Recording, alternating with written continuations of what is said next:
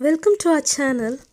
In this video, we are going to learn about the blueprint of life called DNA, because it's transferring the genetic information from one generation to another generation.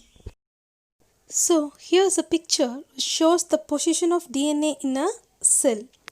So first, the nucleus of a cell contains chromosome, and it consists of a thread-like structure called DNA.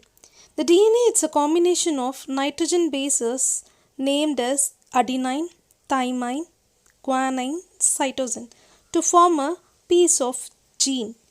Here is the history of DNA. Watson and Crick are the two persons who created a model of DNA. They described as double helical structure, or otherwise it is called as twisted ladder. And Rosalind Franklin, she works on X-ray diffraction method, and by that she captures a photo of DNA. Then the next person is Erwin CHARGAFF. He discovered the amount of adenine, thymine, cytosine, guanine in the structure of DNA. And this is a picture which shows the first model of DNA by Watson Crick. This is a slide for the reason behind the name DNA.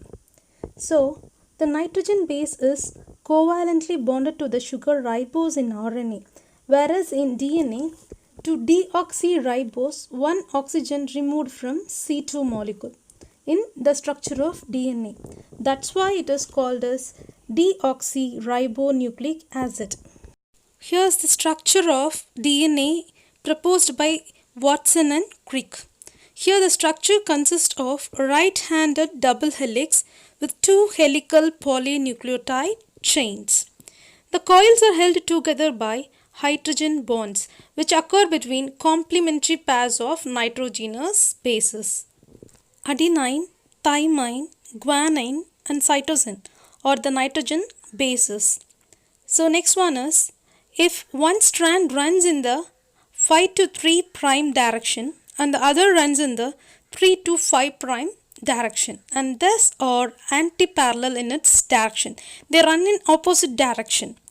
Then the narrow angle between the sugar generates a minor groove, and the large angle on the other generates the major groove. Each base is 0.34 nanometer apart, and a complete turn of the helix comprises 3.4 nanometer, or it is equal to 10 base pairs per turn in the structure of DNA. And the diameter of the DNA helical structure is 20 angstrom. Then the very important is the stability of a helical structure and its specificity of base pairing, which are all maintained by the hydrogen bonds between the complementary bases, which is called adenine, thymine, guanine and cytosine of the double helical structure.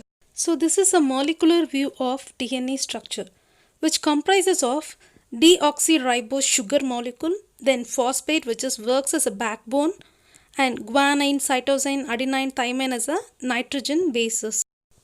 So the combination of a phosphate group, a sugar molecule and a cytosine which is a nitrogen base, which are all combined to form a single nucleotide. So combination of many nucleotides form a structure of DNA. Nitrogen base is a heterocyclic compound that can be either a purine or a pyrimidine. So there are two types of purines. Adenine and guanine are usually called as purines, and cytosine and thymine are all called as pyrimidines.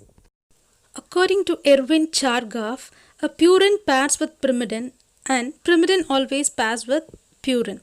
So here adenine always pairs with the thymine molecule by double bond, and the guanine always pairs with cytosine with triple bond. This is a rule which is given by Erwin CHARGAFF. So it is called CHARGAFF rule. Here is a slide for further discoveries on DNA.